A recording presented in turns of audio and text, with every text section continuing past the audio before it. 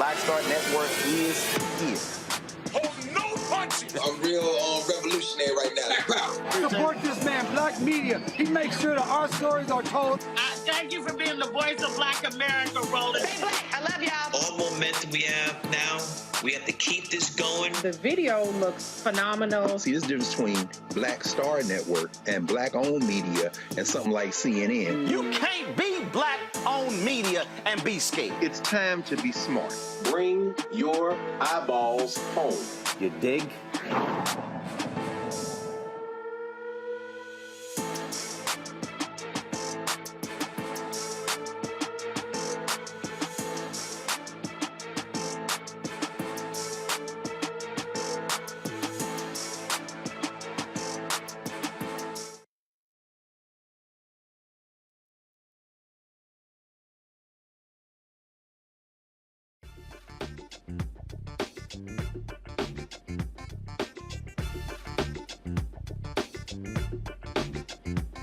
Today is Monday, October 3rd, 2022. Coming up on Roland Martin Unfiltered, streaming live on the Black Star Network. Supreme Court started this new term today. Tuesday, the court will hear a challenge to the historic Voting Rights Act that bars voting rules that discriminate based on race. I'll talk to two of the plaintiffs from Alabama. A black federal judge ruled Georgia election practices challenged by a group associated with Democrat Stacey Abrams do not violate voters' constitutional rights. Some folks are in their feelings about Vice President Kamala Harris saying the government's Hurricane Ian relief should prioritize communities of color who've always gotten the short end of the stick when getting relief funds. We'll break it down for you because she's not lying. The California high school football team season is over because some of the players thought it would be funny to hold a slave auction. Good. And California is the first state to ensure creative content cannot be used against the creator in a court of law, essentially rap lyrics. And also, Mark Levin. Remember on Friday I said that he called me out saying I would never invite him on the show to debate him?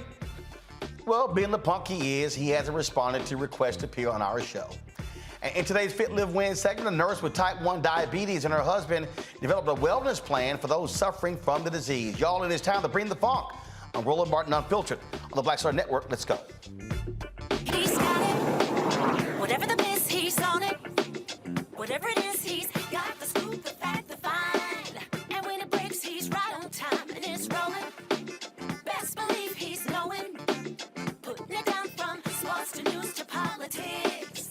With entertainment just for kicks, he's rolling. It's on go, roll, y'all. It's Roland Martin, rolling with Roland now. He's funk, he's fresh, he's real, the best, you know he's Roland Martin now.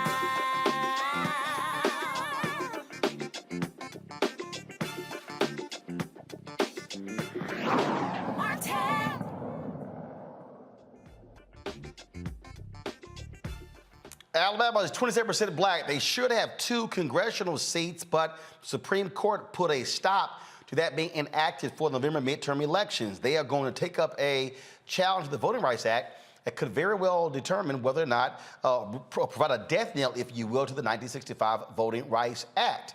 Tomorrow, they're going to hear court arguments on the constitutionality of Alabama's Republican-drawn congressional map.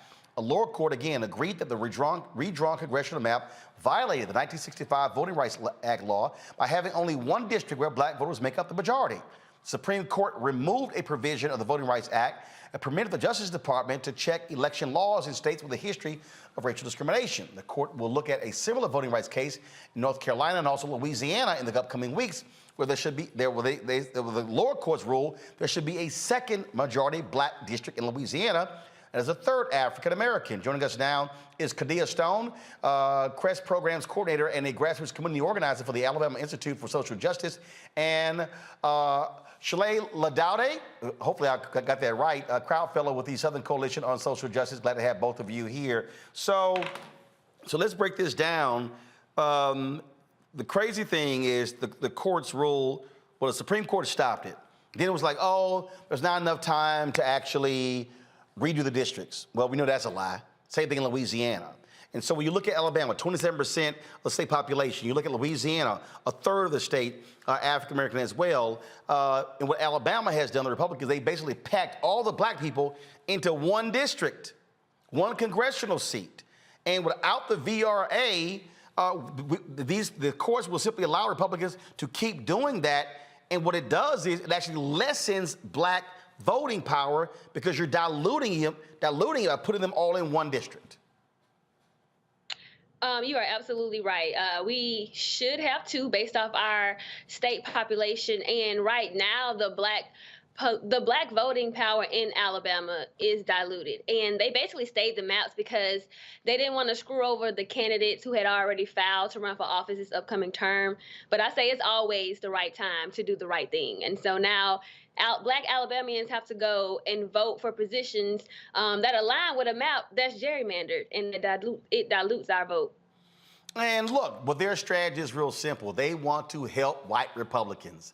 And so it's called packing and cracking, and Republicans love to complain about Supreme Court packing, but they got no problem packing black folks in one district to help white Republicans continue to win by diluting the strength of black voters.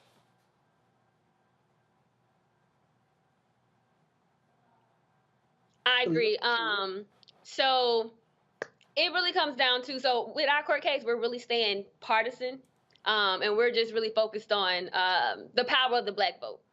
And so, like you stated with the other Supreme Court cases, this isn't a fight for just black Alabamians. It is also a fight for black voters across the South, to include Louisiana. Louisiana has a similar case, and they were basically told that they'll get their decision based off of what the Alabama decision is. And so I like to say that I feel like this case can be as influential as Brown versus Board of Education, which led to the integration of schools across the South. This case, Milligan versus Merrill, can lead to black people gaining political power across the South in states such as Alabama. Louisiana has their case, and then South Carolina also only has one black congressional district. And so I kind of feel like with the map, they gave us that one district where we're packed, and they kind of was like, hey, that's y'all district, go sit down somewhere. But we are here to fight, to be the voice for our community and to make sure that our power isn't diluted in these upcoming elections. Karita, go ahead. Yeah, so I just want to say that there are a lot of things at stake right now, and our democracy is one of those. If America claims to be a nation that thrives on a democratic republic, this case is going to determine that based on the Supreme Court's decision and what they choose. Another reason why our democracy is at stake, because specifically Section 2 of the Voting Rights Act says you cannot discriminate based upon age, race, or gender in any voting procedure, and that's exactly what Alabama is doing with these current redistricting maps, and that is the argument that they have, the argument that they will be using in this case is about Section 2. So this means that the Voting Rights Act could be weakened even more than it already is. And the thing here, first of all, the reason I chose to go partisan is because it's a fact. Republicans control the legislature. They drew the districts. The same thing is happening in Texas and other places, in Florida, where what they want to do is, in Florida, Ron DeSantis basically demolished the black districts, and then they wanted to be able to, place black folks in other areas where there are safe Republican seats. And so there are two ways to screw over black voters. One is packing them in one district, which keeps them from being able to impact other congressional districts. That's one way. Or the flip side is to break up a black district and basically blow it apart into 4 or 5 different areas. In fact, that's what Republicans did in Tennessee, where they decimated the seat in Nashville, and so therefore then broke up Nashville, and now it's a part of essentially several congressional districts. So Nashville itself does not have their own congressional representative where most black people live. No, they're not pieces, and they're dispersed to other Republican congressional districts. That same thing can be seen in Alabama. The black belt is actually split into 3 different congressional districts to dilute the black voting power. So you see that same exact thing that you just mentioned in Tennessee is in Alabama in our black belt region. And unfortunately, though, you face an uphill battle because it was this Supreme Court, even in the 5-4 decision, without Coney Barrett being there, it makes it 6-3, where Chief Justice John Roberts led the gutting of Section 4. And so you face an uphill battle now trying to convince 5 justices to side with you. Luckily, you have these lower court rulings that even had Trump appointees who even said, damn, this is kind of blatant. There needs to be at least a second congressional seat. Yeah, I totally agree with you as far as Section 4 being gutted. As we know, Section 4 says that any jurisdiction that had a history of voter rights discrimination, they had to get their maps approved by the Department of Justice and the Civil Rights Department. And now that we no longer have that opportunity, that's why it's even more imperative that we as people pay attention to this case tomorrow, because it's going to determine whether the voting rights of all Americans at this point, what that would look like in the future. Indeed, indeed. Well, certainly good luck tomorrow, and we'll be watching to see what kind of questions are asked from the bench by the justices. Thanks a lot. Thank you for your support. All right, going to bring in my panel right now. Join to talk about this, Dr. Julian Malveaux, Dean, College of Ethics Studies, California State University, Los Angeles, Dr. Amakongo Dabinga, Professorial Lecturer, School of International Service, American University, and Renita Shannon, Georgia State Representative. Glad to have all 3 of you here. This right here, Julian, is the thing that Black folks, frankly, have been dreading, and that is, again, all of the previous victories, being able to now get Black folks voting in significant numbers. You had John Roberts, who essentially said, oh, Black people are voting so well, no need for the VRA. That's essentially what he said in gutting Section 4. You have the attack on Section 2 from the Supreme Court case out of Arizona. Now you have this here. Now we're talking about representation. There are 58 members of the Congressional Black Caucus right now. You're able to get that seat in Louisiana, that seat in Alabama. That now goes to 60, and that is the largest caucus out of all caucuses on the Democratic side. And so this is a direct attack on Black power. Absolutely. These people are afraid. This is fear of a Black planet. These people are simply afraid of Black collective power. And Terry Sewell is the only representative in Alabama. She is the only, I think she may be the only Democrat, but she holds it up. She's the only person, yes, she is the only person in her delegation who supported restoring Section 5.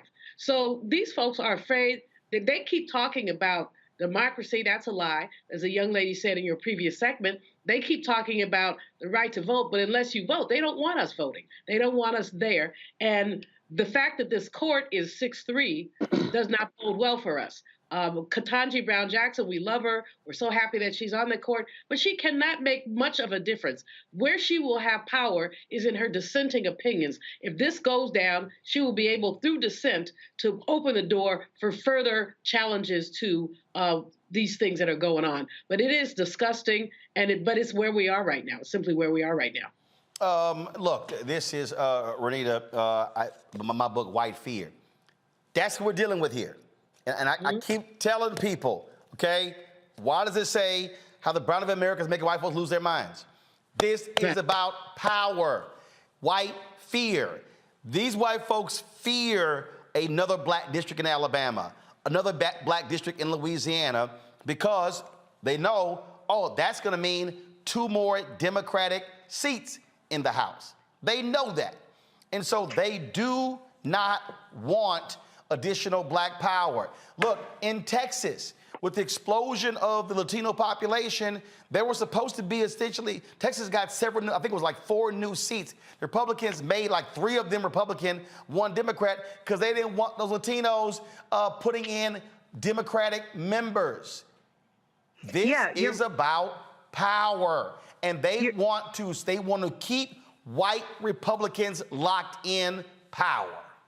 You're right. This is about white fear, and it is about maintaining power. We saw the same thing happen here in Georgia, where after our census, we saw almost 1 million more new people here in Georgia who were accounted for. It was mostly Black and brown folks, and you saw if anybody who's paying attention to Georgia's maps and their redistricting process, saw that Republicans, their party is almost all white, brought out maps that did packing and cracking. And Roland, you covered it on your show, when I confronted the bill sponsor, because these maps came before my committee, he didn't even know what packing and cracking was. And so this is a well-coordinated, consistent, and funded effort across the country of Republicans doing what they can to make sure that we do not see a fully representative democracy in this country. And in Georgia, it happened from the school board level all the way up to the congressional level. So what your guest said about this being a very important case, she's absolutely right. Because here in Georgia, we have a case also, but we were told, it's too close to the elections. We're not saying that your maps are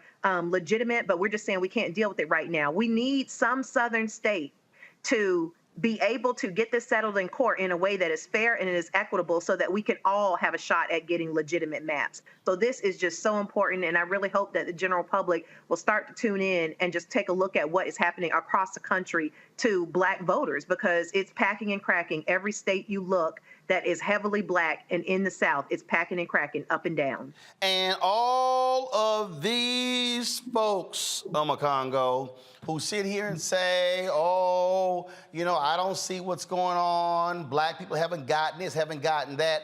This is a direct assault on Black people. This is about voting. It is about power. And so people who did not pay attention, to Schoolhouse Rock need to do so, because, look, what they're saying is we want to keep y'all disenfranchised. Your numbers have grown, but we don't want you to benefit from your numbers growing. We want you to have to be subservient to white Republicans. That's their strategy, period. Most definitely. And the thing that you said in your segment, which was really powerful, you as well as your guest, you talked about how this is a national issue that everybody needs to be paying attention to. And we know these other networks are not paying enough attention to it. And that's why this election coming up is so important, because as Chuck Schumer said, he gets 2 more senators. He's able to bring up the voting rights legislation that we've been trying to get, that Manchin and Sinema sold us out on. And these types of issues will be the direct target of that type of legislation. So really, at the end of the day, we can't just look at Alabama as an isolated case. We can't look at Georgia or Louisiana as isolated cases. These are the prime examples of what happened when those Voting Rights Act provisions got gutted. We're seeing it firsthand. And you said this pretty much every single day. You say it online, Roland, every single day. If we don't get it together now, it may be too late going into 2024. We have an opportunity to maintain the House. We have an opportunity to get control of the Senate and have a president in there who's going to fight to make sure that this is not a problem. So for anybody who's saying it doesn't matter, for anybody saying my vote, this is what we need right now. And coming in the next month or so, this might be our last chance for a while to really start to set the record straight for our community across the entire country. This is not just about 1 or 2 or 3 states. Absolutely, absolutely. All right, folks, hold tight 1 second. We come back on Roland Martin Unfiltered. Y'all, look, all these people, they running around, whining and complaining about Vice President Kamala Harris because she said we want to make sure there's equity in hurricane relief. These folks actually haven't read previous stories where Black folks in minority communities have not gotten equitable dollars. Yeah, we got receipts. We got them. And also, we got something to say to punk-ass Bill Maher, who had the audacity on his show this for Friday to say, drop Harris from the ticket because she's failed politician. We got something to say to you, too. You're watching Roland Martin Unfiltered on the Black Star Network. If you're on YouTube, hit the like button, the share button. Same thing on Facebook. Folks, let's hit 1,000 likes quickly. Let's also download the Black Star Network app, Apple phone, Android phone, Apple TV, Android TV, Roku, Amazon Fire TV, Xbox One, Samsung Smart TV, and also join the Bring the Funk fan club. Your dollars make it possible for us to do what we do. And so send your checks and money orders to P.O. Box 57196, Washington, D.C. 20037-0196. Cash App, $RM Unfiltered. PayPal's R Martin Unfiltered. Venmo's RM Unfiltered. Zelle, Roland at RolandSMartin.com. Roland at RolandMartinUnfiltered.com. We'll be right back.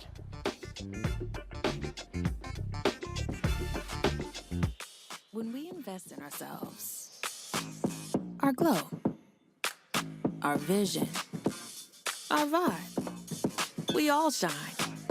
Together, we are Black beyond measure. We're all impacted by the culture, whether we know it or not. From politics to music and entertainment, it's a huge part of our lives, and we're going to talk about it every day right here on The Culture with me, Faraji Muhammad, only on the Black Star Network. Pull up a chair, take your seat at the Black Table with me, Dr. Greg Carr, here on the Black Star Network. Every week, we'll take a deeper dive into the world we're living in. Join the conversation only on the Black Star Network. When we invest in ourselves, we all shine. Together, we are Black beyond measure. What's up, what's up? I'm Dr. Ricky Dillard, the choir master. Hey, yo, Peace World, what's going on? It's the Love King of R&B, Raheem Devon, and you're watching Roland Martin, Unfiltered.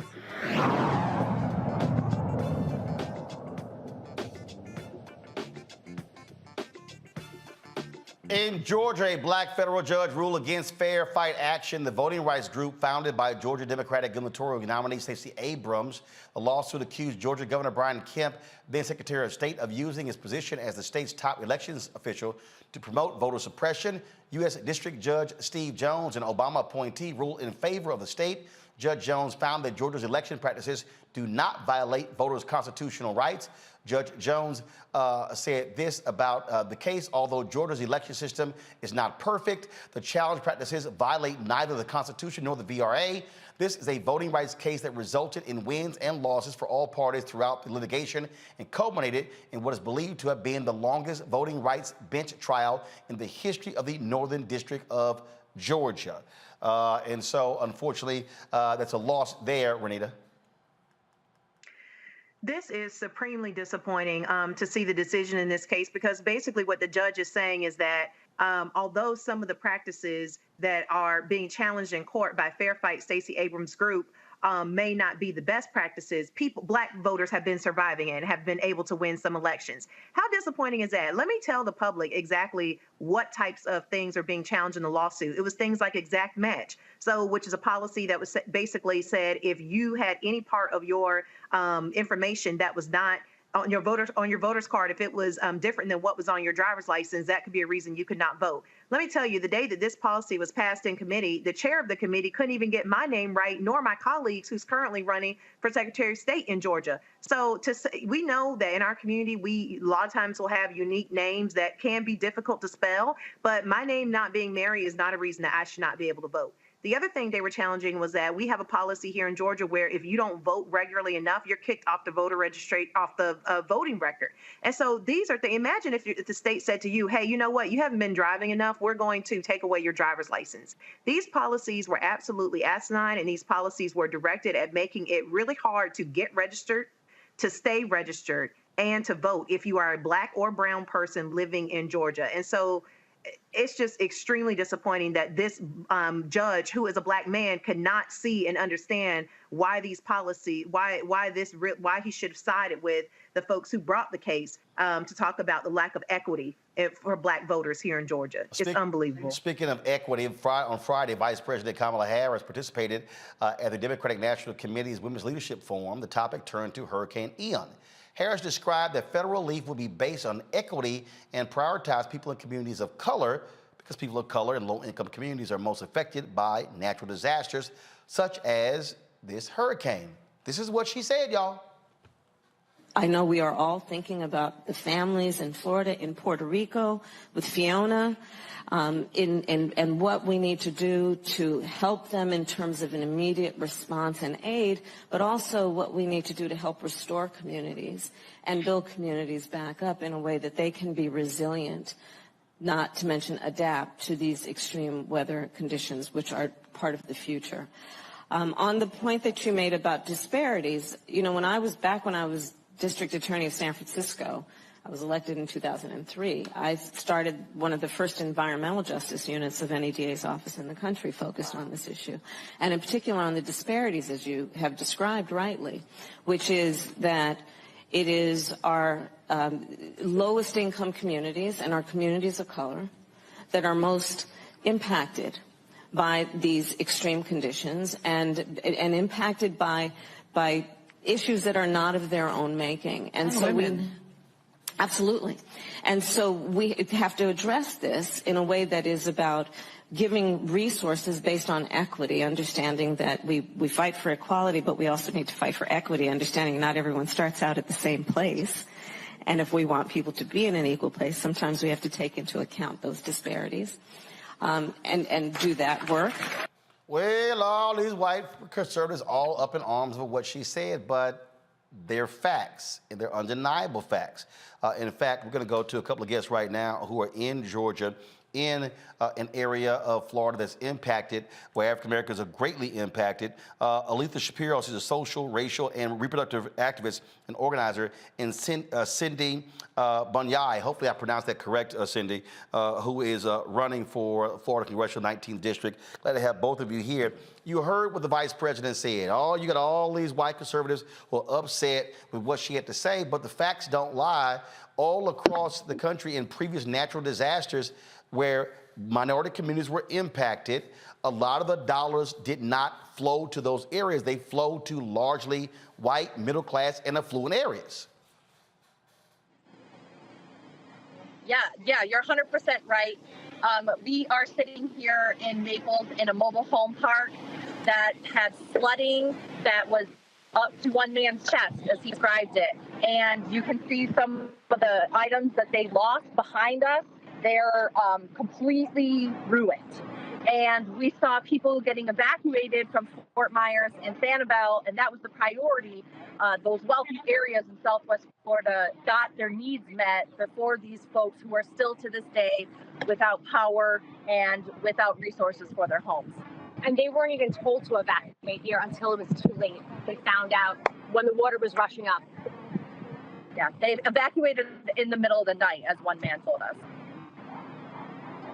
Aletha, so y'all are there, and you've been posting photos and videos in Naples, Florida, and people hear that and they think, oh, that's one of the affluent areas, but everybody who lives there all don't have money. Yep. Two of the communities that we were at 2 days ago, one is called Riverside Park and one is called Anthony Park. Yep. They are literally in the physical shadows of a brand new multi-million-dollar complex within walking distance to the crown jewel of Naples, which is Fifth Avenue, where, it's Fifth Avenue. And Rick Scott, who lives here in Naples on the Gulf of Mexico, literally passes these communities every day to leave his house, basically. And you would almost, if you blink, you would miss the communities. They're so small. So most people don't even know that they're even here. Right. And these are folks who, many of them have lived here their entire life before Naples was built up. They are victims of gentrification, and a lot of them are just waiting for a disaster like this to be pushed out, so this can be redeveloped into high, income properties, right? But these folks are also the engine of the economy here. They are working in the retail sector, the hotel sector, the restaurants. They are small business owners, and they are the lifeblood and the original folks who were here in this town. So, and obviously, the president has promised that the resources are going to come to the area. But what we also know, governors play a decision. Look, I was born in Houston, Texas. When the hurricane hit, when Hurricane Harvey hit there, lots of money went to Texas. The governor specifically refused to give any money to Harris County. So, yes, you're right. Here in the state of Florida, we have Governor DeSantis. Now, I will say he loves Lee County because he handpicks all the folks who are in power here. But they are doing what they always do, doing handouts to their friends, making sure that their buddies get in the contract. That's the same thing in the Good Old Boys Network that they do here in Southwest Florida.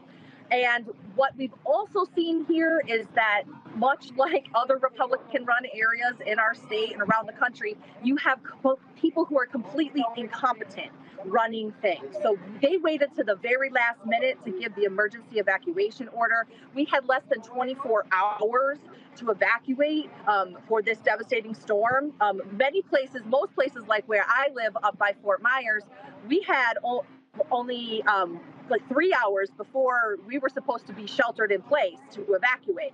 So lives were lost because these people sat on their hands. They didn't want to ruffle feathers. They didn't want to get people mad. But what happened is people lost their lives. People here in Collier County were expecting the community leaders to go through the neighborhoods like they usually do and let them know that there was an evacuation. And they simply didn't do that. And that's why you saw such devastation in these communities here in Southwest Florida and in Naples in particular. And I actually just want to tell one story about that.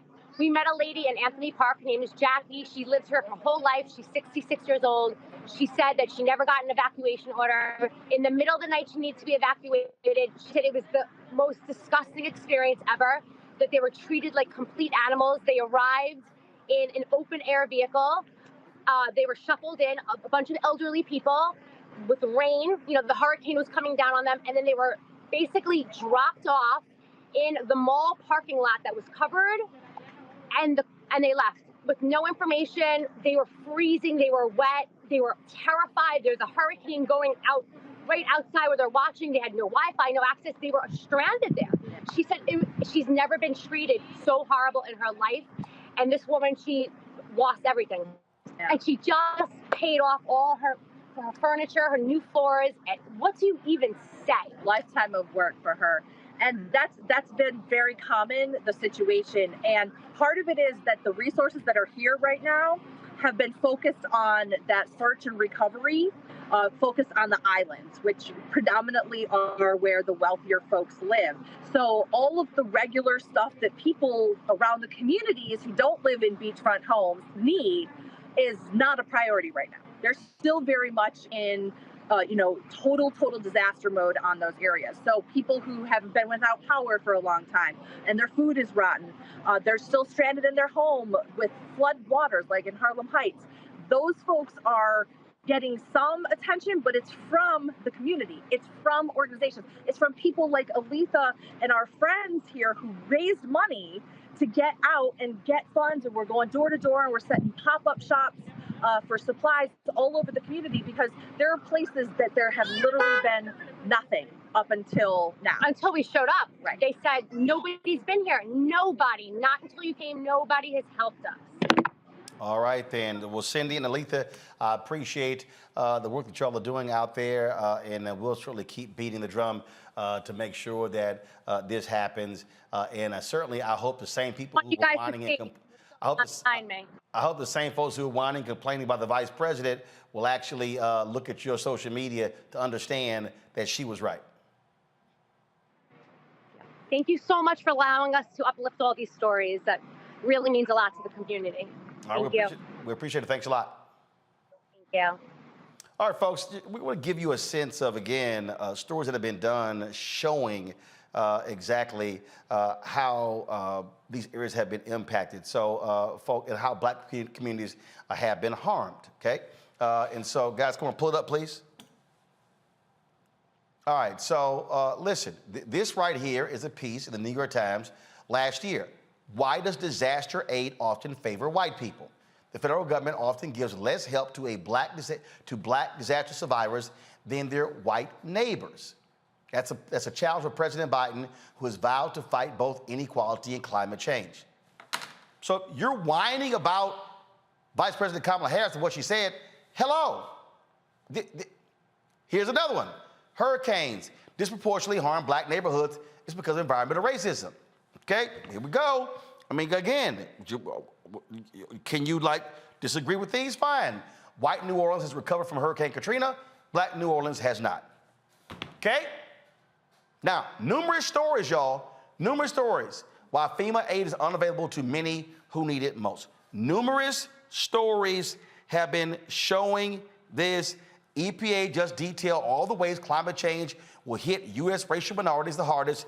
It's a long list. Do y'all now understand why climate change is inherently racist? Y'all, do you understand why I wrote this book? Listen, why are these white conservatives attacking Vice President Kamala Harris? Because she dared use the word equity.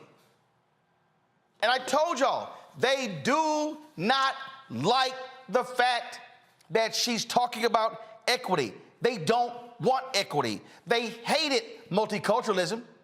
They hated affirmative action. They hate diversity, equity, and inclusion. You see how they use the word woke and try to tear everybody down. This is all. What did I tell y'all about that NPR story? And y'all gotta let me know when we book those authors of the study on the show. A study was done since 2008. White folks in America are increasingly against government programs because they believe that we're getting all the money and they're losing money. Even though there are more poor white people in America than poor black and Latino people. That's what you got going on. And then, of course, you got idiots like Bill Maher, who now, remember, early on, we saw all these attacks on Vice President Kamala Harris, all these stories. Y'all notice you really haven't seen many as of late, right? You haven't seen many as of late. But now Bill Maher decides to open up his big-ass mouth, and he decides to say, oh, my God, Biden should replace Vice President Kamala Harris because she's such a failure. She's a failure? Really, Bill? I don't think so. And just because you say so. So here's this is the discussion that took place on his show on Friday night. Listen to this stupidity. Could see is replacing the vice president because, she's not very popular anywhere. And it didn't seem to work out. And I don't know, that's been done before on a ticket, I mean, a lot of people... Tulsi Gabbard, remember, that was that moment in the debate where she brought up that there are men and women in California that are in prison for these, pot deals, and then she was laughing about getting high on the radio station. And it was just like Tulsi Gabbard was like this heat-seeking missile. That was the end of it. She's got a lot of, in addition to being, for some reason, an off-putting person, she also has, I think, a lot of baggage that probably wouldn't do well under a lot of scrutiny. I just think she's a bad politician, and I think she's a very bright person, but I don't know, but I can see them doing that, because a lot of the problem with Biden being old is, if he dies, then, you're going to get this person. Okay, so here's the problem with the Democratic Party. They're so boxed in by identity politics that you cannot conceive of a Democratic ticket that doesn't have a woman, person of color on it, and pretty soon you're going to line up behind that gay, Latino, and you're going to have, a deaf Eskimo be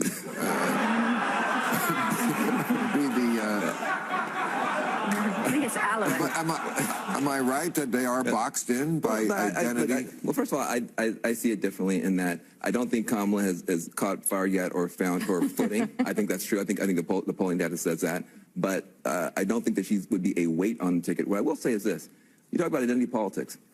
Joe Biden is an example of identity politics. Joe Biden is an example of black voters saying, we think we need to put a white guy in there. And nobody says he's an identity politics guy.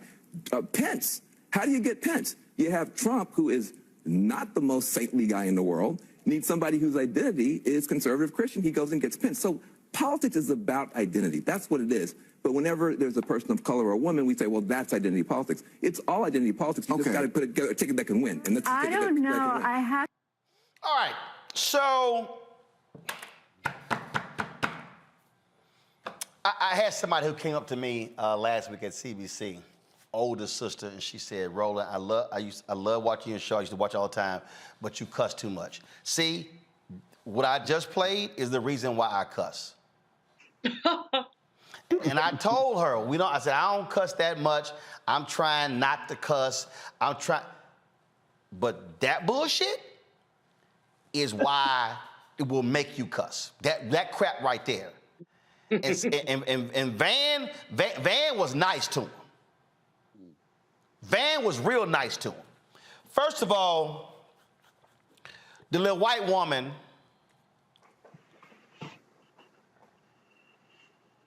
I would have said, what the hell is off-putting? Mm-hmm. I would have said, I need you to explain to me off-putting. Mm-hmm. Every black woman who has worked in corporate America, in politics, in academia, has heard that little they're off-putting. What do you mean, off-putting? Then I heard baggage.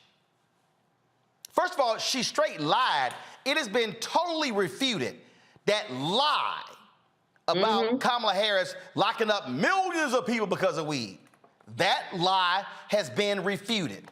And a whole bunch of brothers and sisters were running around believing that lie, and it's a lie. It's a flat out lie.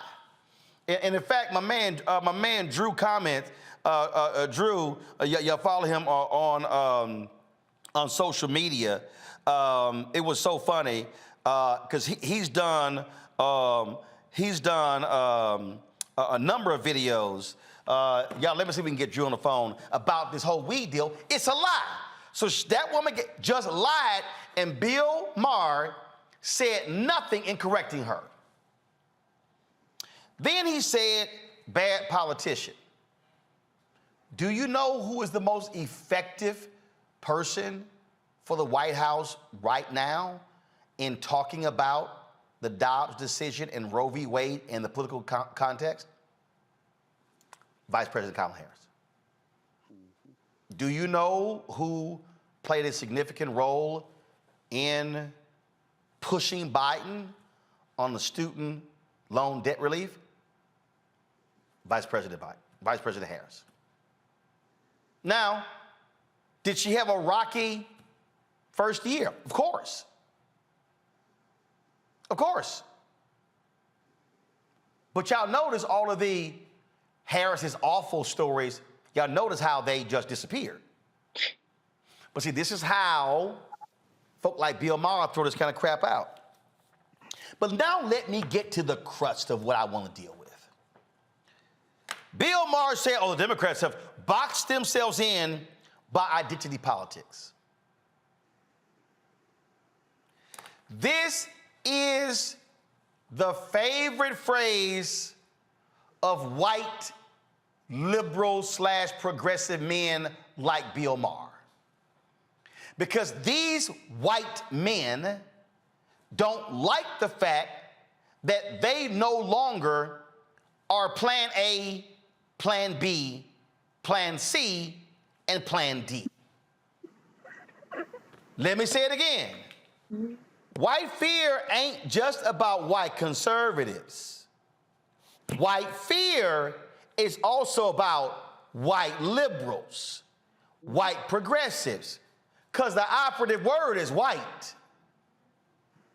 Do y'all want to know who is really afraid of black and Latinos getting numbers increasing? White Democratic strategists who control the purse strings to the billions of dollars because they don't want to see black strategists, black campaign managers, black media analysts, black pollsters, because these white Democratic strategists have become multi-millionaires off of these campaigns. It ain't no different. Y'all don't get confused about what's going on here. So what Bill Maher says here, they're getting boxed in by identity politics. Bill Maher refuses to recognize that whiteness is identity politics. Hey, Bill Maher, since you're scared to invite me back on your show, the only time I got invited was October 2014 and killed, but y'all a little scared to invite a brother back. What are soccer moms? Renita, can you just tell me, when we hit the phrase soccer moms, who are they talking about? White women, and that is identity politics. I'm a Congo. When you hear NASCAR dads, who are they talking about? Talking about white men. Julian, when you hear the phrase the working class, is it actually conjuring up Black and Latino workers? No, you're talking about the white boy with a lunch bucket. Precisely. Precisely. Well, with the majority of working classes. Right, precisely. I got it. But the point here, folks, is when you look at politics, they literally segment audiences based upon identity.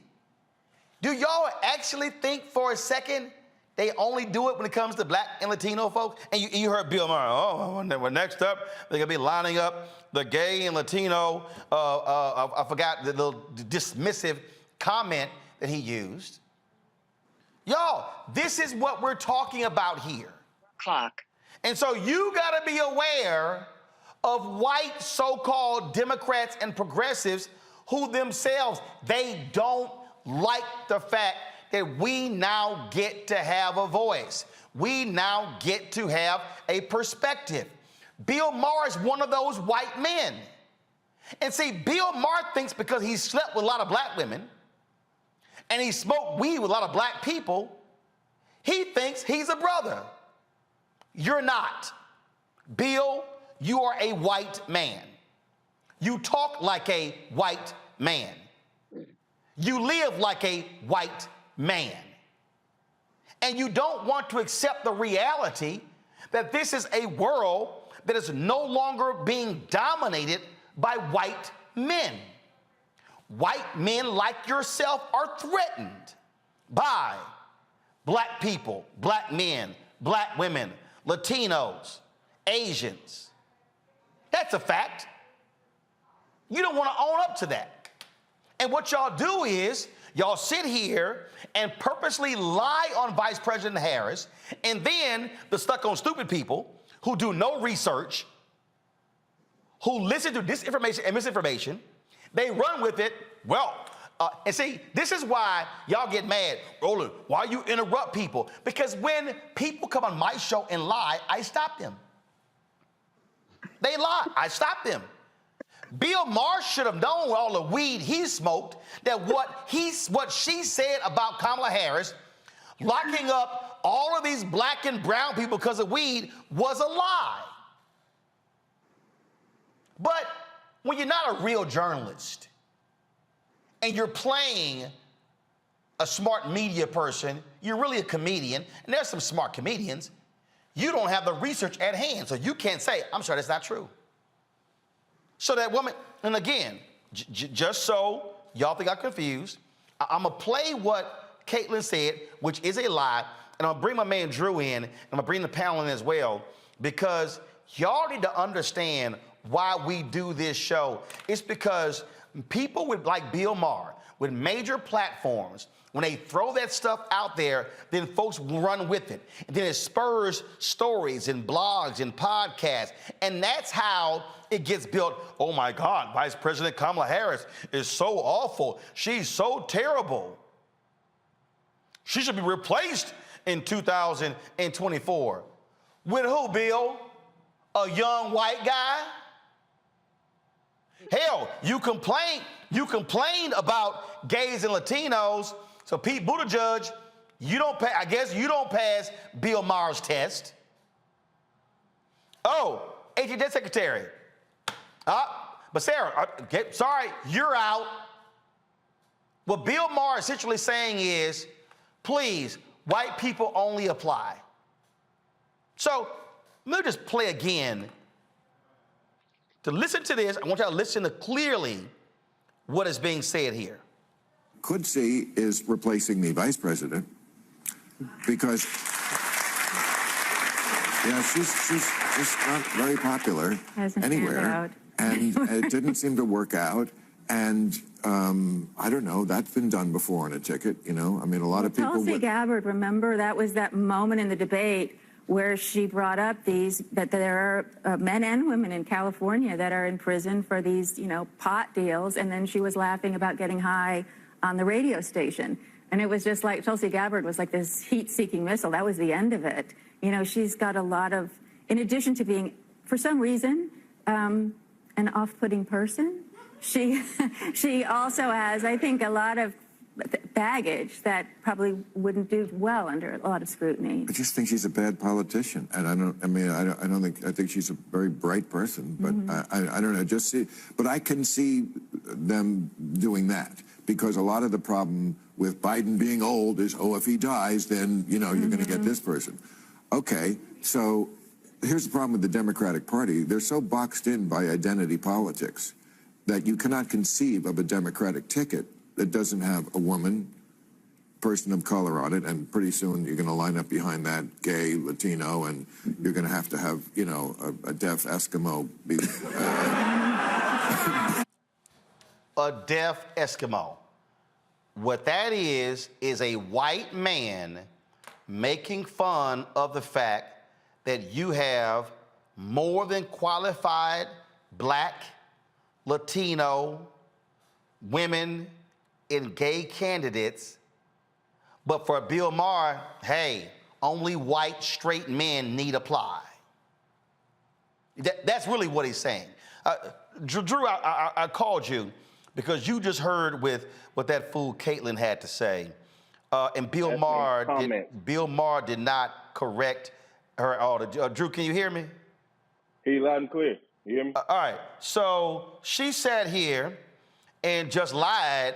And how Tulsi Gabbard just blew her away about all of the men and women who Kamala Harris locked up because of weed and pot smoking. Bill Maher didn't correct her. You've done numerous videos completely just dispelling that lie.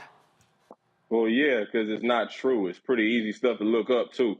The moment with Tulsi Gabbard, it's easy to be loud and wrong. But in the moment, when people can't fact check you in real time and make you seem like you know what you're talking about. But the fact of the matter is everything that she said was an outright lie. It was misinformation, disinformation way before we even had a COVID situation.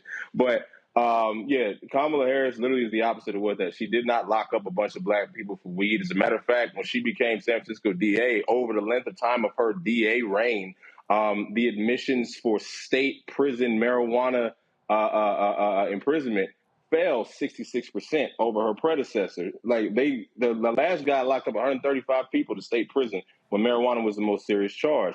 Over the same amount of time, Kamala Harris locked up only 45. So that's a drop. Even when she became Attorney General, same thing. First of all, Attorney Generals don't even prosecute marijuana cases. I say it all the time. That'd be like the CEO of Target ringing you up on aisle 3. That ain't gonna happen. But even then, even during that time, the actual imprisonment for marijuana fell during her time as AG. So this mythical time that she was locking people up for weed, we ain't seen it in real life. But y'all got some good imaginations, though. And I've learned that. Well, and again, when people like this go on national shows and repeat the lie, and no one corrects the lie, then somebody watching goes, well, there it is. She was horrible. She was sick, but she was a cop. And she was just locking people up and just throwing the key away. And then the black folks ran with it. Oh, she locked up all these brothers. She didn't care about brothers. She didn't care about sisters. Or they took one case and said, oh, that represented all the cases. And folks were simply lying. And that's what Bill Maher calls baggage. Yeah, baggage. Yeah, that's funny. Now, we call it now. Now you said I'm knee deep in the debunking the misinformation on COVID vaccines game. We call it disinformation, and we call it just very dangerous, to be honest with you, man. Like when something goes out long enough and nobody's there to correct it, it can gain so much traction. People really start to believe it, and so they don't even know the fact that Kamala Harris is one of the original pioneers of something called restorative justice with her Back on Track program in San Francisco, to where instead of getting people locked up for something like, I don't know, a little bit of weed or 2 grams of crack, you give them jobs, you give them employment training, job readiness training, you give them education so they get their GED, you help them with their credit, parental training, and so on and so forth, rather than putting them in prison cells just because they were trying to sell some drugs so they could make some money to feed their family. So it's the misinformation game definitely is something that it's dangerous. It's lucrative for the people who know how to capitalize on it, but it definitely is dangerous in the overall perception of public health and public policy. All right, Drew, I appreciate it, man. Thanks for jumping on real quick. I appreciate it. Appreciate it, everybody. Get vaccinated, get boosted. We're done. All right, thanks a bunch. Bringing my panel here, Juliana Amakongo, Renita. It really pisses me off. It pisses me off when I watch this stuff. When I listen to this nonsense, and again, I've been saying this for years. President meets with black pastors, but when they white, he meets with pastors. President meets with Latino leaders, but when it's a room full of white CEOs, he meets with CEOs. Identity politics includes white people. But what Bill Maher chose to do is he chose to weaponize that, and then he sounds exactly like Republicans, Julian, in attacking Democrats, and what he is operating with his white, male, nationalistic view. How dare Democrats elevate women, elevate men? And what's so stupid is she literally, this is what is so stupid to me. How much of a dumbass Bill Maher. One non-white president. One in American history. One non-male vice president. Any women been vice president before? Any? So she the first female vice president, right? So you got one. Oh, Lord. The house is we might as well demolish the house. Oh, Lord. One woman got in. How dare, oh, Lord, can't call 911. That's literally what this fool is saying. Julian, go ahead. Well, you know, that whole segment was objectionable to me for any number of reasons. First of all, that off-putting thing. I'm supposed to be off-putting. I'm, you know, whatever. I can be a little bit much. But off-putting, I mean, that's a bit much to say. I mean, it's a generic, I'm not comfortable with black women. That's really what's being said. That's all that is. Black women. Then that little, Bill Maher is supposed to be some kind of a, okay, I'm a curse since you don't anymore, half-assed comedian. He's supposed to be a comedian, but nothing he said was funny. The whole notion of a deaf Eskimo, that's demeaning to differently abled people, is demeaning to a minority group in this country, people who represent one of our largest states. I mean, that bit is not funny. It simply is not funny. But he seems to get, he is pushing all the identity politics buttons for white people. He's a white boy, like you said, slept with enough black women that he thinks that racial identity rubs off. In bed, it does not. But the whole thing just was objectionable to me. I just sort of sat here seething, saying, and I used to like Bill Maher, but that was just some stupid ass nonsense. Excuse my cursing. The thing here, Omakongo, again, we know who his audience is.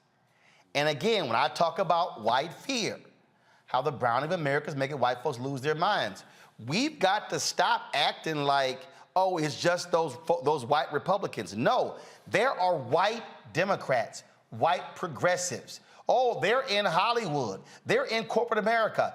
They can't stand the fact that they now have to post jobs. They can't stand the fact that in some cases they gonna have some black bosses. And oh, hell no, don't let me have a Latino boss. We are seeing this.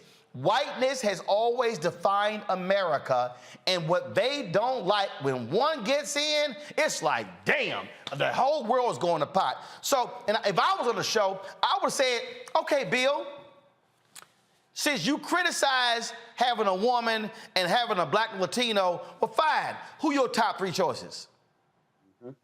He probably would have named 3 white men, 3 white straight men. Go ahead, Omakongo. Well, I think you've been talking a lot about your book tonight, and one of the things you lay out in the book is you talk about the fact that there's a history-long trajectory of white people feeling like, okay, we've done enough for you. And an example you gave in the book was of the Tilden Hayes Compromise. When people saw all of the gains coming out of Reconstruction and going into 1877 when they pulled the federal troops out of the South, and that ushered in Jim Crow. A lot of that had to do with the fact that, well, you guys have gotten enough. And we see that now. I think the difference, a lot of us used to like Bill Maher. And so Dr. Malvo was saying, we started to see a difference after Obama got in office. The mindset started to change. You talk about it in your book when you talk about Dr. King going to Chicago and realizing that that was probably one of the most racist cities he's ever been in, because people who were, in Chicago weren't as progressive as people thought that they were. And so really at the end of the day, Bill Maher is in line with that. The fact of the matter is, he says that Vice President Harris is not a good politician.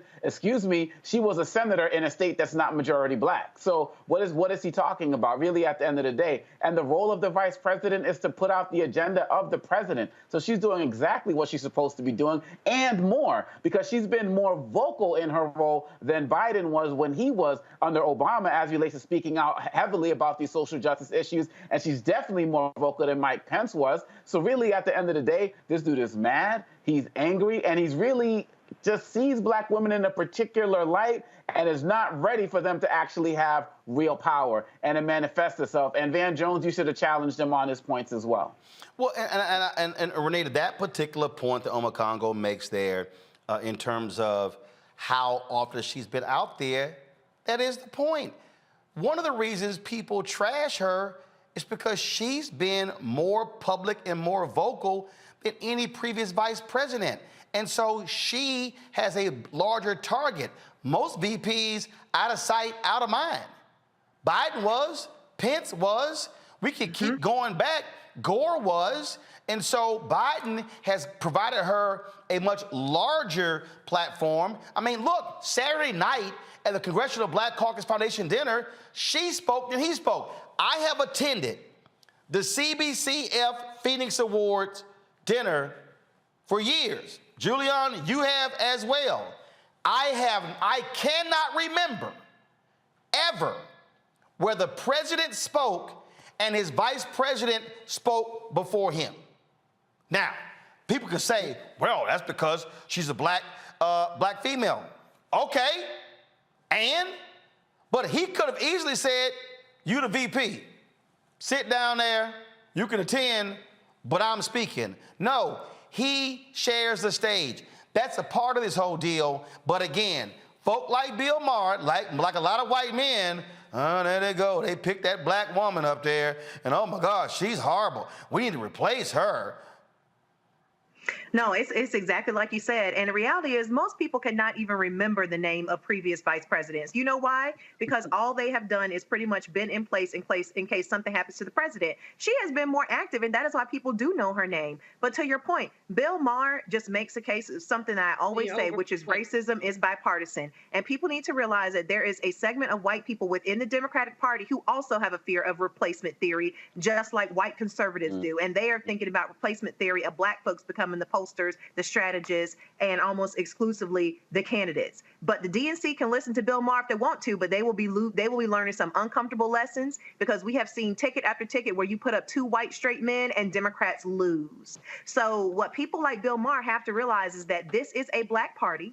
And the reason why I say that is because when you look at who consistently votes for Democrats, it's black women first, and then black men are number two. So if you want to win elections, you have to invest in black voters. You have to have black candidates who will speak to black issues in order to get what is the majority of your base energized and ready to go and ready to vote. And until the Democratic Party does that, we will be losing elections. Man, and damn, for Bill Maher, oh my, it's so sad when people might want to see themselves reflected in political office. But see, for him, he's upset because he sees what's coming. And that's fewer white men being in control. That's a fact, Bill, whether you want to accept it or not.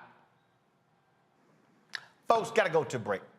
We come back, more on Roland Martin Unfiltered, the Black Star Network, including our Black and Missing. We also have our Fit, Live, Win segment as well. Lots more to cover.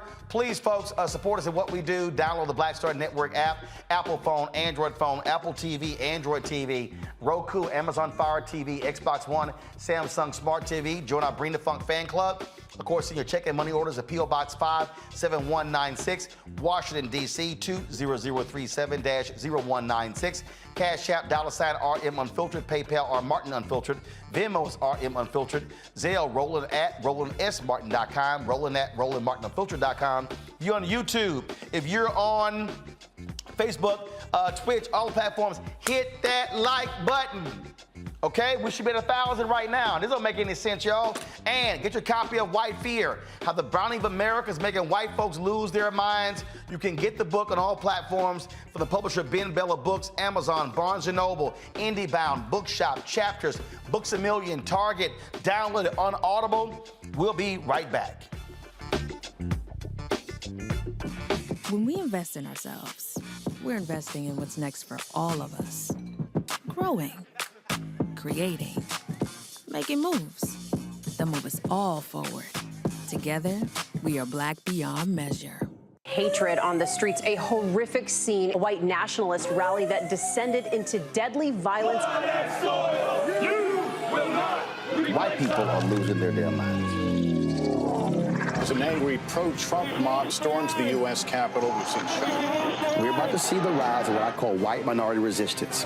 We have seen white folks in this country who simply cannot tolerate black folks voting. I think what we're seeing is the inevitable result of violent denial. This is part of American history. Every time that people of color have made progress, whether real or symbolic, there has been what Carol Anderson at Emory University calls white rage as a backlash. This is the rise of the Proud Boys and the Boogaloo Boys. America, there's going to be more of this. Here's all the Proud Boys, guys. This country is getting increasingly racist in its behaviors and its attitudes because of the fear of white people. The fear that they're taking our jobs, they're taking our resources, they're taking our women. This is white fear.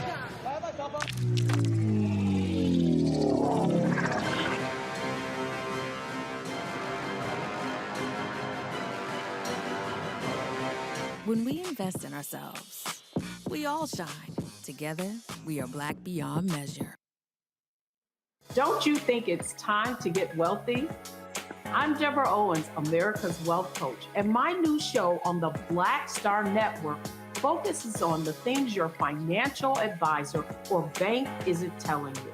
So watch Get Wealthy on the Black Star Network.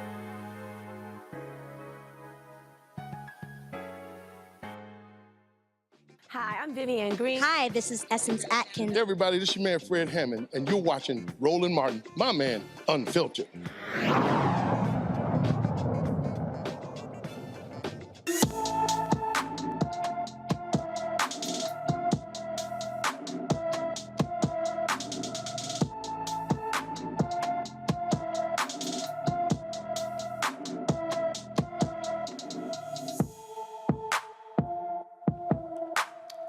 Diamond Womack disappeared from Frederick, Maryland on September 22nd. The 15-year-old is 5 feet 7 inches tall, weighs 160 pounds, with brown hair and brown eyes. Anyone with information about Diamond should call the Frederick, Maryland Police Department at 301-600-2102, 301-600-2102. Folks, in California, a high school football team season gets canceled after a video of some players conducting a slave auction goes viral. Watch this.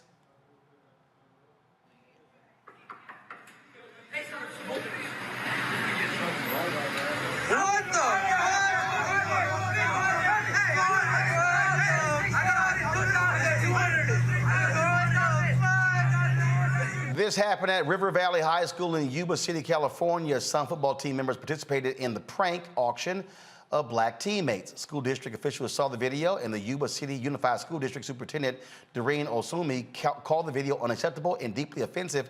Osumi released the following statement following discussions with the students who were involved in the unfortunate and extremely distressing incident at River Valley High School.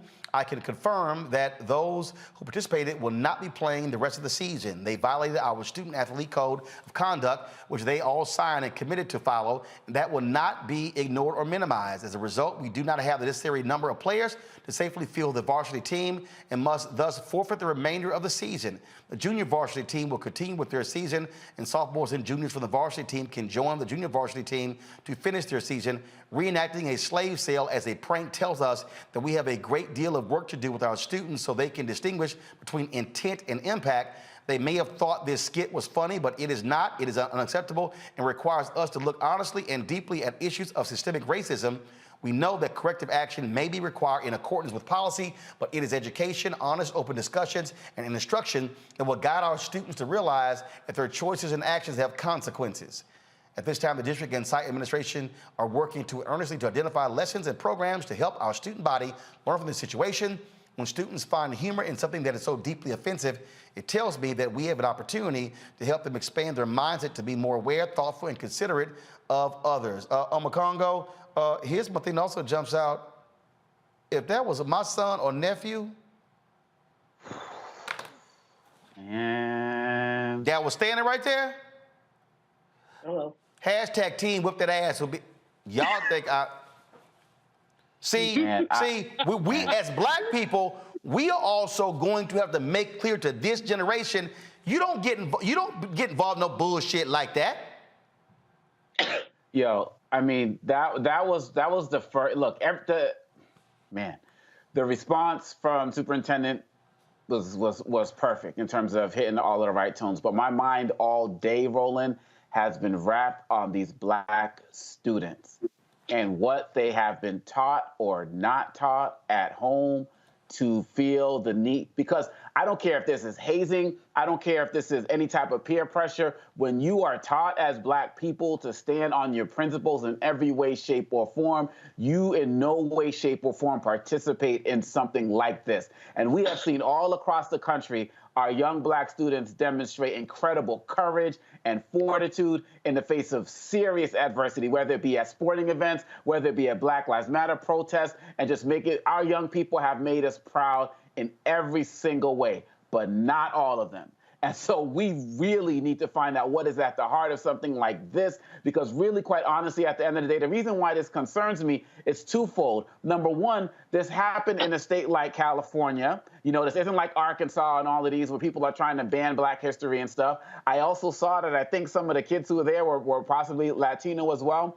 But as we're removing history from the schools, and if we're not teaching it at home and in our communities, we're going to have future generations of more black children who are going to see something like this and think that it's cool because they do not know the history. And all of us here on this show tonight, we all came from communities where we were taught that school is not going to be the primary teacher of our culture. It comes from our home and from our communities. And so in all of our communities across the country, we got to make sure we're snatching up all of our kids right now and make sure they're getting the history and the knowledge that they so far haven't gotten in school and they're going to get less of if some of these states continue to have their way. Yep. Bottom line is shut it down. Shut it down. We need to shut it down. Absolutely. I think that the administrator... Go ahead. No, Rita, go ahead. Yeah, no, absolutely. The administrator made the right decision in completely just shutting the whole thing down. You know, I knew we were going to talk about this topic tonight, and I was trying to find the video because as I read the story, I was just thinking, who would be participating in this? Like, what is the situation that we would have black children thinking that this is okay to participate in? To see this video now firsthand is just unbelievable. And like Omakongo said, many of the lessons that black people need to learn and be taught will have to be taught at home by black parents who understand what it is to grow up and live in this country as a black American. Julian? You know, this is why we need ethnic studies. This is why Shirley, I'm forgetting her name, I'm blanking her name now. Our Secretary of State has mandated that any student who goes to a community college or a Cal State must take at least one ethnic studies class, and they're trickling it down to the high school, obviously not to that high school. But I looked at those young brothers, I just want to scream, cry. If they were, like you are, Roland, if that was one of my children, I would have knocked them into next week just for participating in such a thing. This is why we need ethnic studies. And these people who don't want to teach critical race theory or anything else, they want to perpetuate this kind of nonsense, and it is unacceptable. The administrator did the absolutely right thing, and some of these youngins who think they're going someplace on a football scholarship, they now pretty much have been disqualified because the rest of their season is blank. But it's beyond the football and scholarships. It's the acceptance of anti-Blackness that permeates our nation, whether it's California or not, permeates our nation. Anti-Blackness is real. Historical denial is real. Yep. And this is a perfect example of it. Indeed. Folks, California is the first state to ensure creative content can't be used against artists in court without judicial review. Several artists like Killer Mike, Meek Mill, and Too Short witnessed the virtual signing of Assembly Bill 2799, also known as the Decriminalization Artistic Expression Act, into law. Prosecutors have used lyrics against artists in several recent high-profile cases, including the May RICO sweep that landed Young Thug, Gunna, and several of their associates in jail. The prosecuting district attorney has maintained that their references to drugs, weapons, and violence are evidence of gang activity. California's new law advocates continue pushing for federal legislation, the Restoring Artistic Protection Act. This is a huge deal, Renita. Like I say, it's being used there in Georgia, but other folks are saying this should be law all across the country. Absolutely. And I'm glad to see that California is taking this first step, because what you tend to see is the law is applied in a very racist way. You brought up how, the local prosecutor here, Fani Willis, who's also trying to prosecute Trump for election meddling, also recently indicted YSL and said their rap lyrics were a lot of the evidence that was presented as to why she believed they had committed crimes. But here's the thing that I always think about.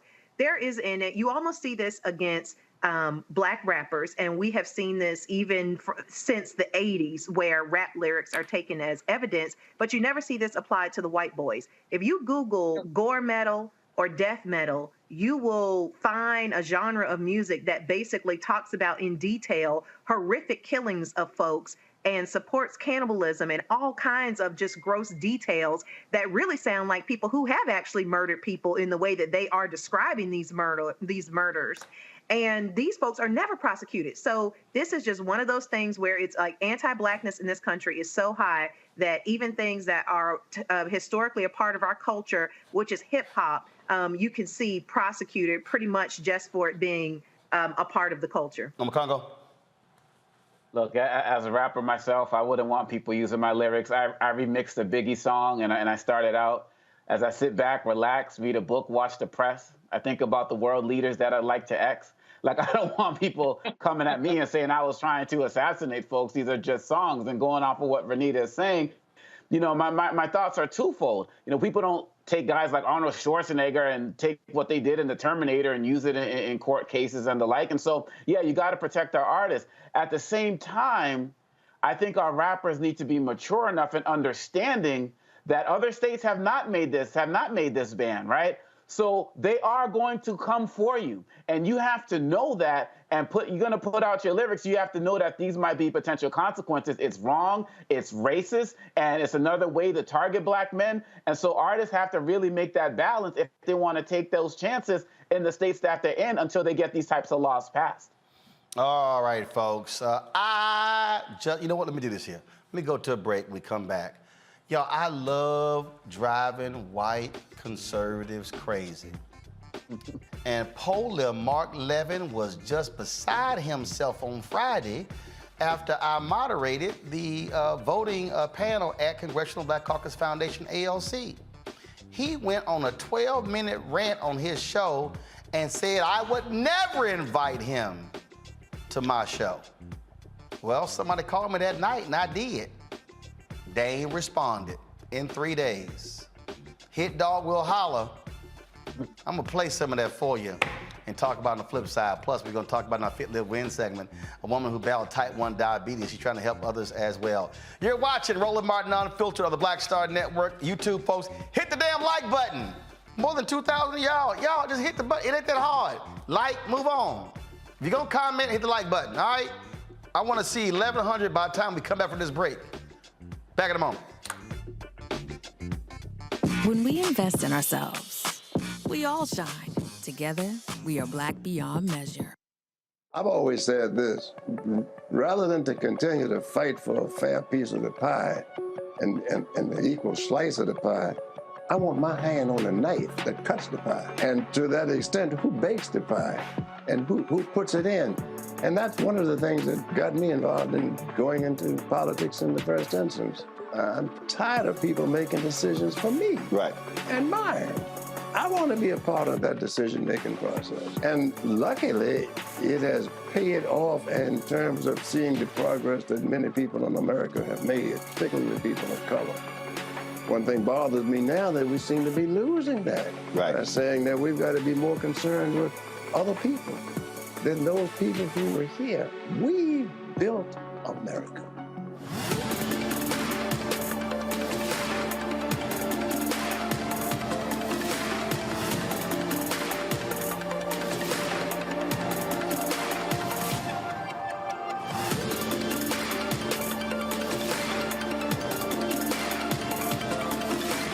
When we invest in ourselves, we're investing in what's next for all of us.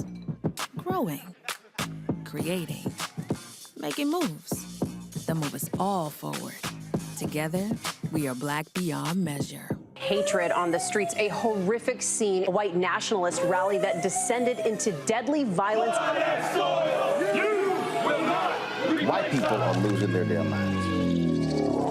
As an angry pro-Trump mob storms the U.S. Capitol, We're about to see the rise of what I call white minority resistance. We have seen white folks in this country who simply cannot tolerate black folks voting. I think what we're seeing is the inevitable result of violent denial. This is part of American history. Every time that people of color have made progress, whether real or symbolic, there has been what Carol Anderson at Emory University calls white rage as a backlash. This is the rise of the Proud Boys and the Boogaloo Boys. America, there's going to be more of this. Here's all the Proud Boys, guys. This country is getting increasingly racist in its behaviors and its attitudes because of the fear of white people. The fear that they're taking our jobs, they're taking our resources, they're taking our women. This is white fear.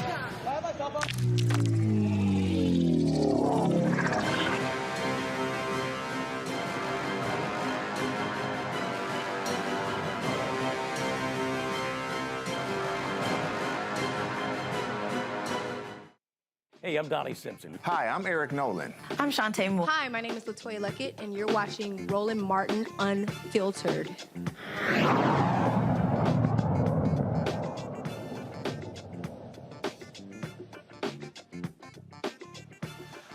Oh, white conservative radio talk show host Mark Levin was beside himself because we dared to speak the truth about voting rights in this country. On his show Friday, he was just losing his mind, ranting and raving about me and Maya Wiley. Listen to this fool.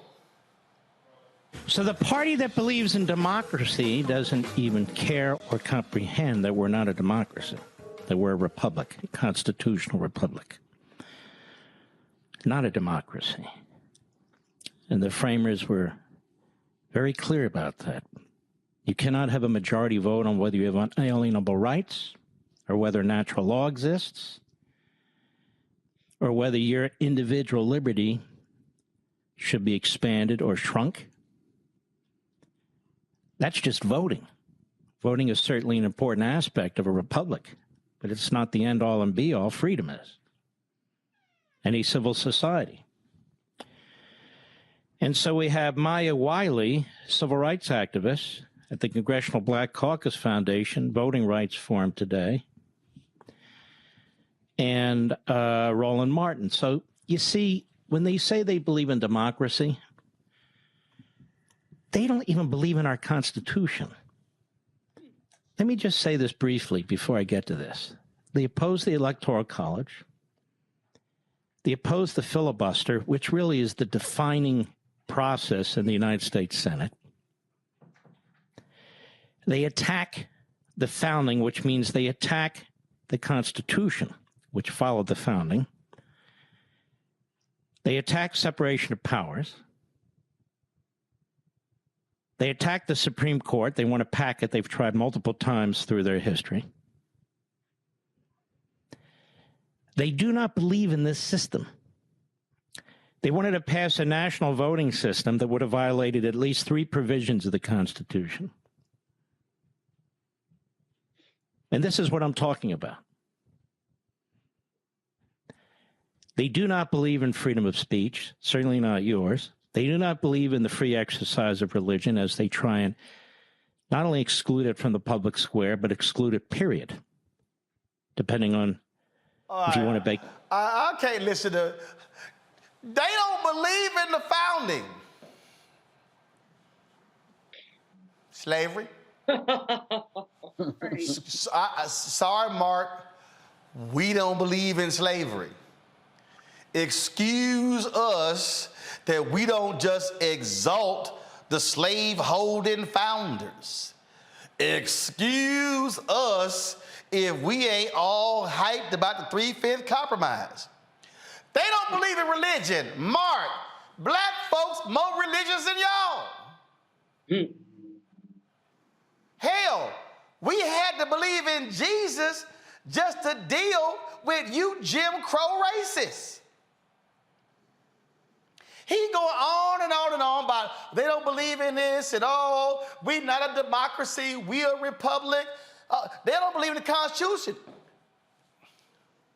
Mark, why did we have a 13th, 14th, and 15th Amendments? Why was the Civil Rights Act of 64 passed and the Voting Rights Act of 65 passed and the Fair Housing Act of 68 passed? Because y'all wouldn't believe in the same damn Constitution your ass say you love. If we were to believe that that document meant everything in the world, guess what? Then we wouldn't have had to add new laws. And the new laws were passed to force white folks to enforce the very law that had already been passed. And had we been treated equal, there wouldn't be no need for the 13th, 14th, 15th Amendment. So I love it when these fools say, oh my God, they don't believe it. What did Dr. King say? Be true to what you put on paper. The thrust of the Black Freedom Movement was to force y'all to abide by that very Constitution y'all say y'all love. That was the point. So I just get a kick out of these folks who lie to their audience. Oh my God, they don't believe in these things they don't believe in this. Hell, black people believe more in the Constitution and the government than many of you white conservatives do. Because clearly, y'all damn sure don't believe in law and order after January 6th. Oh, you want to go there, huh? Surely you don't believe in everybody has a right to vote, because y'all wouldn't be using all of your voter suppression tactics. Surely you don't, because you said, oh, no, we all believe in the right to vote. Really? How? Because you're stopping others from doing so. Nice try, man. Nice. They don't believe in the First Amendment. Oh, so now you care about the First Amendment? Because y'all always skip that one to go to the second. Just play by 60 seconds more of this fool. A cake for a certain ceremony, you don't have the right to make that decision. Or if you're a religious institution, you don't have a right to say that this club cannot be here because its foundational principles conflict with the entire purpose of the university. And you go on and on and on. They do not believe in your Second Amendment rights, the right to bear arms. In many cases, they do not believe. They do not believe in due process rights. They do not believe in probable cause in many cases as they continue to surveil citizens and collect data about you. And of course, federalism, the 10th Amendment, is out the window, except that they want to wave it around from time to time to advance a cause. We don't believe in probable cause? Hell, we the reason you got that in the boy. Y'all are some desperate, crazy people. You know what, Mark? Let me just go ahead and play a little something for you. You might remember this, since you talk about the Constitution. You might remember that was a black woman from Texas, the first black woman from the South, elected since Reconstruction, named Barbara Jordan, Texas Southern University graduate. Let me go ahead and let her explain to you how we feel about the Constitution. James Madison again at the Constitutional Convention. A president is impeachable if he attempts to subvert the Constitution. The Constitution charges the president with the task of taking care that the laws be faithfully executed. And yet, now, that was a lot of Constitution she was saying. That was a whole lot I heard right there from her about the Constitution. You know, but the one you say we don't believe in. Yeah, I heard that. But I love what she said at the beginning. I love this. Go ahead. The purpose of general debate, not to exceed a period of 15 minutes. Thank you, Mr. Chairman. Mr. Jordan. Mr. Chairman, I join my colleague, Mr. Rangel, in thanking you for giving the junior members of this committee the glorious opportunity of sharing the pain of this inquiry. Mr. Chairman, you are a strong man, and it has not been easy, but we have tried as best we can to give you as much assistance as possible. Earlier today, we heard the beginning of the preamble to the Constitution of the United States. We the people. It's a very eloquent beginning. But when that document was completed on the 17th of September in 1787, I was not included in that we the people. You hear that, Mark? We were not included in we the people. Continue. I felt somehow for many years that George Washington and Alexander Hamilton just left me out by mistake. But through the process of amendment, interpretation, and court decision, I have finally been included in we the people. See, Mark, this is really why you so mad. Because we now get to speak. We now got to actually sit in the convention center that black people were barred from in the past. It drives you crazy that white police officers no longer dominate the Washington, D.C. police force, where they used to get those racists from Virginia and West Virginia who did so. See, I know it was just killing you that we actually get to have our own opinion, and the cameras of C-SPAN were there to broadcast it, and we were streaming it on Black Star Network, owned by yours truly. See, I know it must pain you when we actually get now to own stuff and we get to actually use the First Amendment. So it's a little hard to say we don't like the First Amendment when we're actually using the First Amendment, which is why you were commenting. I digress. Today, I am an inquisitor, and hyperbole would not be fictional and would not overstate the solemnness that I feel right now. My faith in the Constitution is whole, it is complete, it is total, and I am not going to sit here and be an idle spectator to the diminution, the subversion, the destruction of the Constitution. And that, Mark, is what you can't stand.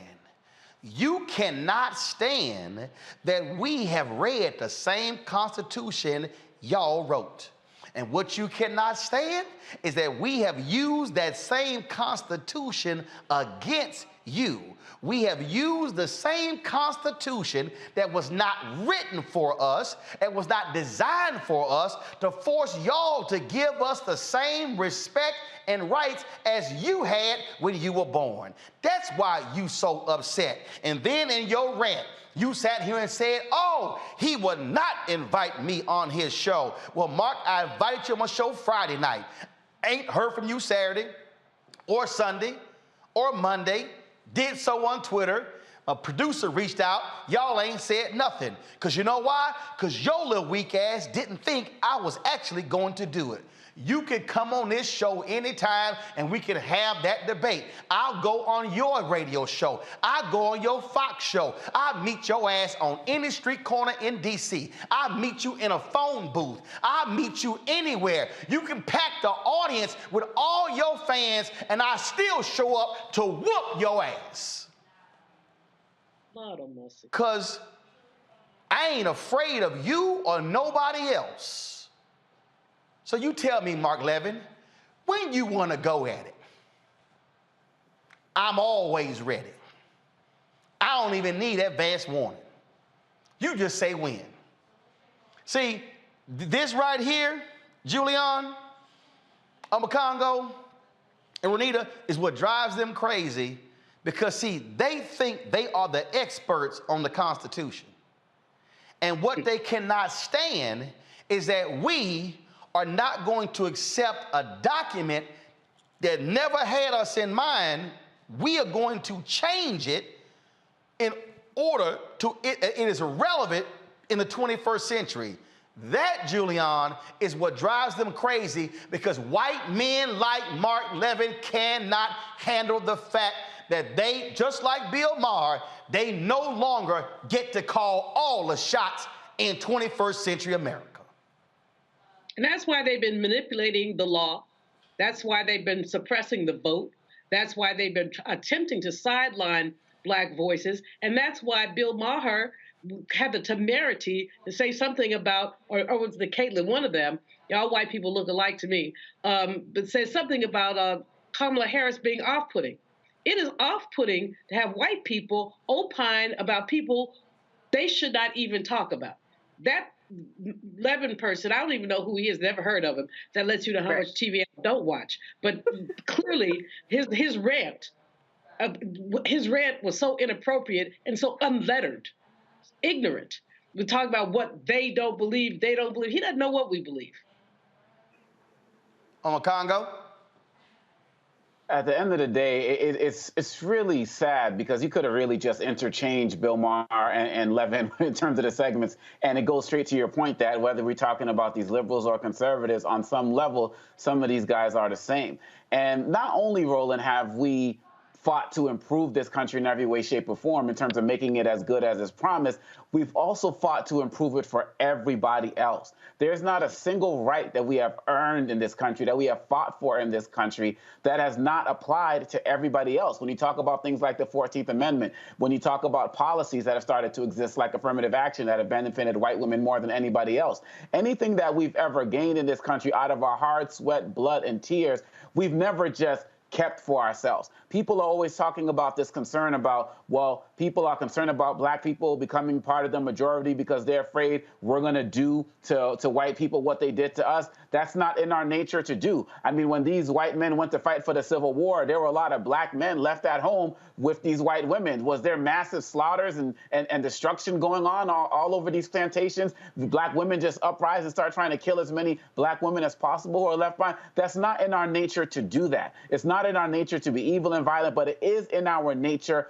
to fight for justice and to fight for what's right and to make this country as good as it's promised for everybody. And so, Mark Levin, you got to understand that we are never going back. We earned the right to be part of this country because we built this country. And if you don't understand that, then you're the one who has to go back and reread that Constitution, because much of the freedoms that have been granted in it were granted because of what we did, and people trying to get paid off the path that we laid. We're going to continue to fight for everybody, but we're going to make sure, in the spirit of the Honorable Barbara Jordan, that we are not disrespected, because that Constitution speaks for us now, too. And that's why they mad, Renita, because we ain't going nowhere.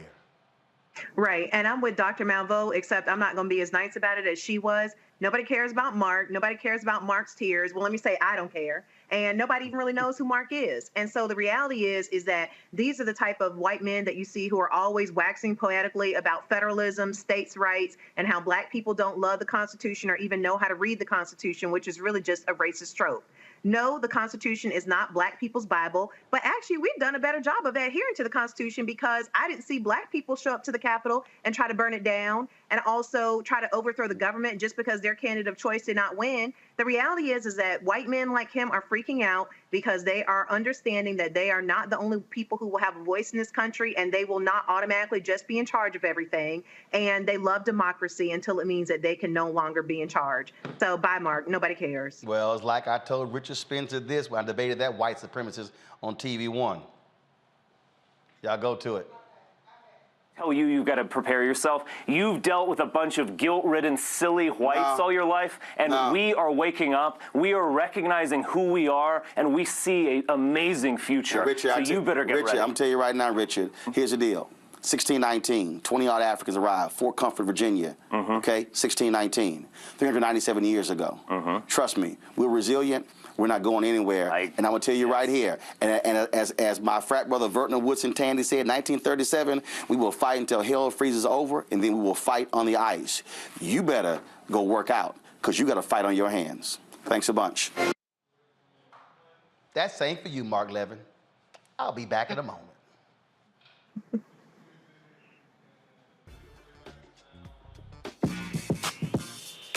When we invest in ourselves, our glow, our vision, our vibe, we all shine.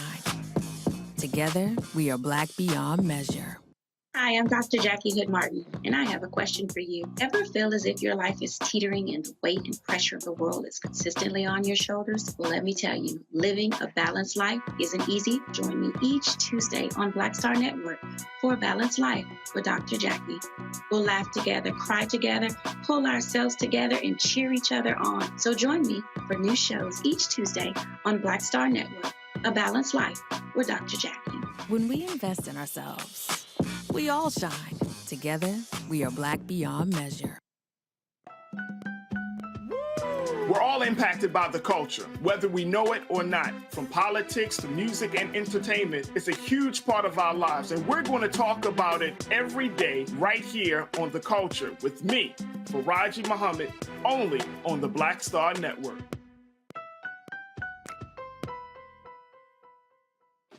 Hey, I'm Antonique Smith. Hello, everyone. It's Kiara Sheard. Hey, I'm Taj. I'm Coco. And I'm Lily. And we're SWV. What's up, y'all? It's Ryan Destiny, and you're watching Roland Martin Unfiltered.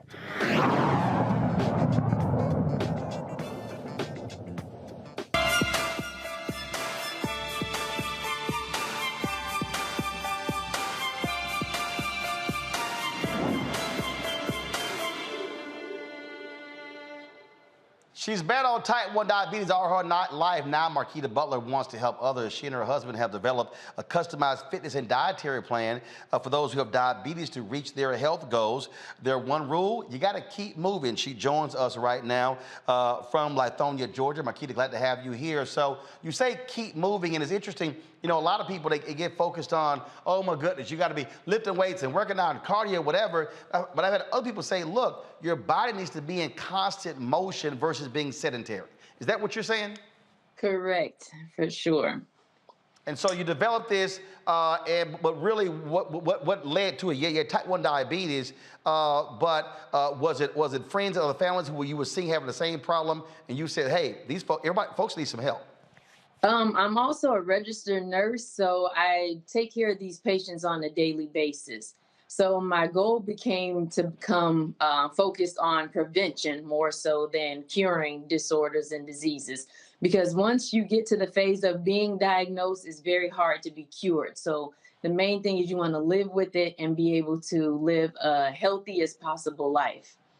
And when you talk about keep moving, but what do you recommend? Because again, now we hear 10,000 steps may not be the number to hit or whatever. And so what are you suggesting to people about keeping it moving if they don't have a home gym or anything along those lines? Find something that's fun for you. You know, get out with the kids, go skating, play basketball, play football, run around the neighborhood, fly a kite, you know, just get that body in motion. That's the main thing. And whatever it is that resonates with you, then stay focused on that. You talked about dietary, and so what are the basic things that you let folks know they must do when it comes to their diet? Because trying to get people to drastically change is real hard. Yeah, that's very hard. So the main thing is getting adequate water intake. That is the key thing. And the other thing is adding fruits and vegetables to your diet on a daily basis. So whatever it is, I tell people, whatever you normally eat, maybe just cut it in half and then add a salad on the side, add a piece of fruit, and you'll notice a huge difference. You know, instead of having 4 pieces of fried chicken, you do 2, and then you have a salad and some fruit on the side. You know, just trying to find a way to balance it out. You're there in Georgia, so Renita, I'll start with you. A question for Makita. Yeah, thank you for the work that you're doing. A specific question. So a lot of folks found themselves taking all their meetings over the computer and sitting down a lot more when we were trying to keep everybody safe from COVID. What do you recommend for folks who might have who are coming off of 2 years of sitting down too much? How do they get back into, being really active? Because I saw it with your video, you were doing a lot of things that if you've been inactive for 2 years, you probably won't be doing all of that immediately. So what do you recommend for people to just get back into the habit of being active? People are very, they shy away from just basic walking in your neighborhood, walking in your neighborhood park. Just say, hey, today I'm going to do a 1/4 mile. Next week I'm going to aim for a 1/2 mile, running up your steps or walking up your steps, just getting on the floor, doing some crunches, some push-ups, some basic stretching. Stretching goes a long way, especially the older we get stiffer. So that's a very vital part that should be included in our lives. Makongo. Well, I definitely want to commend you on the incredible work that you're doing and in saving lives. And some of those videos made my knees hurt. But I really give you props. It looks great. Could you speak about the importance of community groups and people getting together? Because some people just say, oh, I don't really feel like working out. But then sometimes they may get a little bit of motivation by coming together. Can you speak to that and its benefits? It's fine. Yeah, I tell people to challenge your friends, your loved ones. Tell them, if you love me like you say you do, come with me to this park. Come with me to this boot camp. Come with me to this swim meet, or basketball, or, just find something to do. And once people get together, you are more likely to be encouraged when you have a partner. So find somebody, even if it's just 1 or 2 people, and grab the kids. Like, we're trying to train them to live a healthy life as well. So use them as your workout buddy.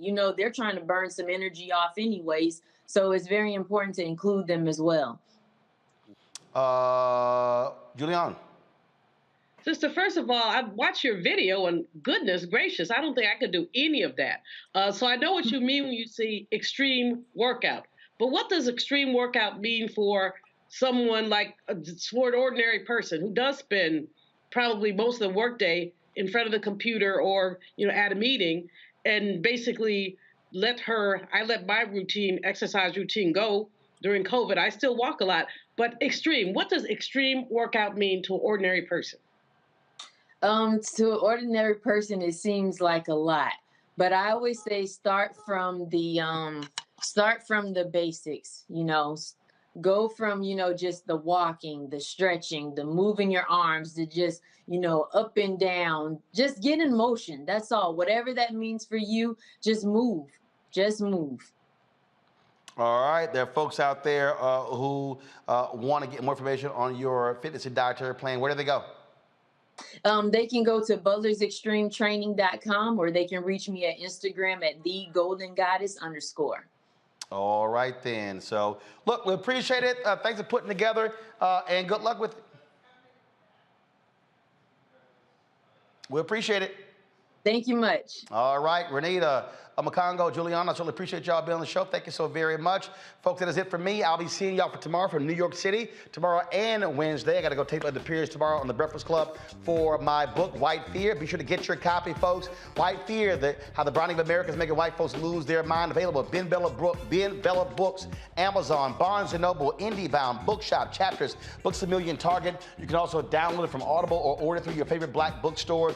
Support us by downloading the Black Black Star Network app. All platforms, Apple phone, Android phone, Apple TV, Android TV, Roku, Amazon Fire TV, Xbox One, Samsung Smart TV. And of course, you can also join our Bring the Funk fan club. Send your check-in money orders to P.O. Box 57196, Washington, D.C. 20037-0196. Cash App, $RM Unfiltered. PayPal, R Martin Unfiltered. Venmo is RM Unfiltered. Zelle is Roland@RolandSMartin.com. Roland@RolandMartinUnfiltered.com. Folks, I'll see you tomorrow. Holla!